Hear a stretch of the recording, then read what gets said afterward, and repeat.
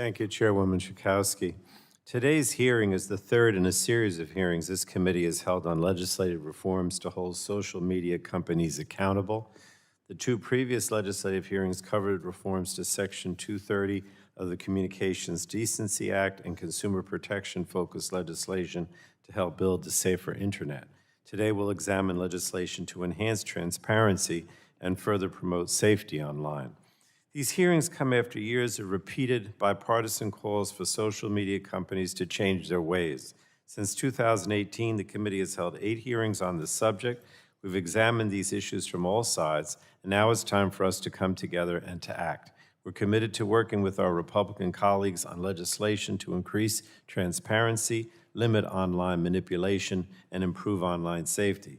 And we all know how important social media is to our daily lives. It allows us to connect with family and friends, to organize, and to stay safe. And we're seeing that firsthand right now in Ukraine as images posted on social media are exposing the world to just how depraved and misguided Vladimir Putin's actions are. Ukrainians armed with their smartphones are documenting the bravery of their fellow citizens standing up to the Russian military and the brutality of war.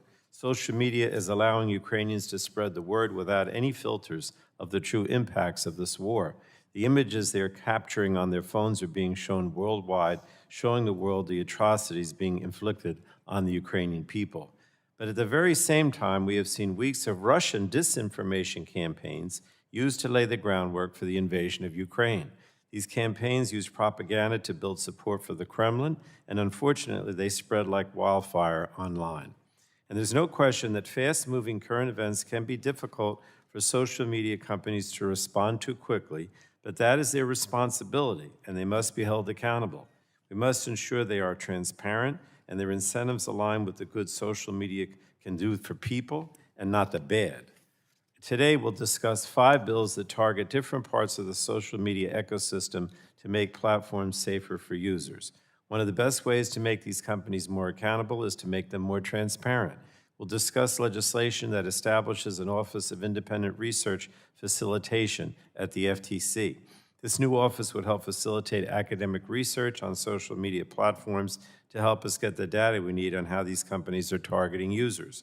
Another bill requires companies that use automated decision-making to conduct impact assessments on their systems and regularly report the results to the FTC. Now, these assessments will help ensure that machine learning is being employed in a fair and non-discriminatory manner. We'll also consider a bill to ban the practice of targeted advertising, which includes a provision prohibiting advertisers from using information that identifies a consumer as a member of a protected class for advertising purposes.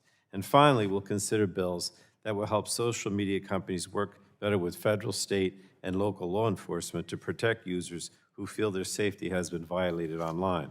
Now, these proposals, along with the proposals we considered in the 2 previous legislative hearings, are collectively major steps in addressing the real harms caused by big tech. Another part of tech accountability is protecting people's privacy. I know that both the ranking member of the subcommittee and the chairwoman mentioned this and have been involved with this.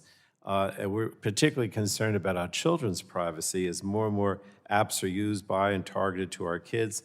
I think every member of this committee agrees that more must be done on privacy, and that's why we have been working since last Congress on a bipartisan staff draft.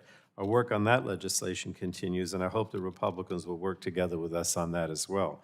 The bills before us today collectively address tech accountability. The time to act is now, and these bills can help us make the internet a safer place. And I look forward to our discussion today and obviously hearing from our excellent panel. I yield back, Madam Chairwoman. Thank you for all that you've done on these issues. You really have been working on them for a long time, and it's made a difference in terms of where we are today. Thank you.